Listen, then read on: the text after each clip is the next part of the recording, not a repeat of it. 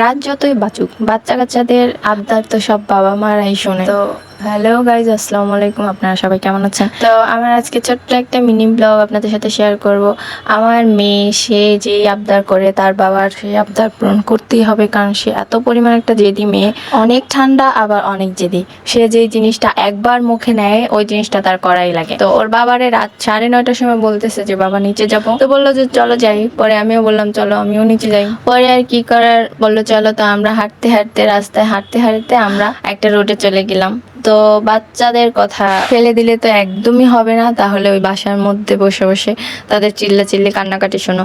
তবে একটা কথা ঠিক, কিন্তু সব বাচ্চাদের নিয়ে একটু ঘোরাঘুরি করা উচিত, কারণ তারা বাসার মধ্যে থেকে থেকে অনেক বোর হয়ে যায়। আর ঢাকা শহরের বাচ্চাগুলোদেরকে তো গ্রামে যখন বেড়াতে যাই তখন চাচিরা খালাম্মারা বলে যে ব্রয়লার মুরগি বানাইছো। তো যাই হোক, আমার মেয়ে কিন্তু লিফটের মধ্যে অনেক জ্বালাচ্ছিল। সে বাইরে যাওয়ার সময় সে কিন্তু ঘুরতে যাবে, কিন্তু তারপরও সে হাঁটবে না একটু।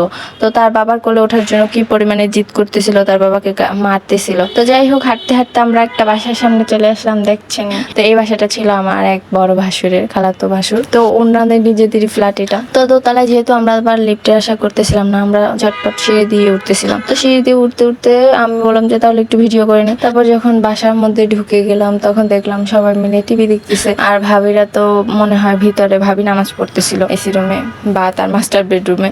তো এই তো আমরা তারপরে বসে গেলাম একটু গল্প করার জন্য। তো ভাইয়েরাও মনে হয় নামাজে গেছিল, তো যার কারণে অনেকক্ষণ পর তারপর তাদের নামাজ টামাজ শেষ হওয়ার পরে এশারের নামাজ পরে আমরা গল্প টল্প শুরু করলাম। অনেকক্ষণ গল্প করলাম, তারপর 10টা 10:30টার দিকে বাসায় চলে আসছি। তো এই তো বাচ্চাদের কারণেও কিন্তু অনেক সময় আত্মীয় স্বজনের সম্পর্কটা একটু কাছাকাছি আসে, ঠিক না?